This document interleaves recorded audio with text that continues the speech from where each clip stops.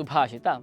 ನ ಚೋರಹಾರ್ಯಂ ನ ಚ ರಾಜಹಾರ್ಯಂ ನ ಭ್ರಾತೃಭಾಜ್ಯಂ ನ ಚ ಭಾರಕಾರಿ ವ್ಯಯೇ ಕೃತೆ ವರ್ಧತ ಏವ ನಿತ್ಯಂ ವಿದ್ಯಾಧನಂ ಸರ್ವಧನಾತ್ ಪ್ರಧಾನಂ.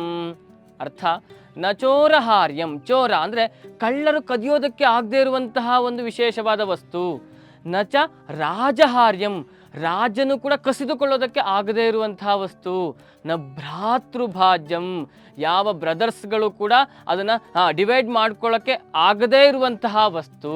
ನ ಚ ಭಾರಕಾರಿ, ಎಷ್ಟಾದರೂ ಬರಲಿ, 100 kg 1000 kg ಎಷ್ಟಾದರೂ ಇರಲಿ, ಅದು ಭಾರವೇ ಆಗೋದಿಲ್ಲ, ವೆಯ್ಟೇಜ್ ಅಂತಲೇ ಅನಿಸೋದಿಲ್ಲ ಅಂತಹ ವಸ್ತು.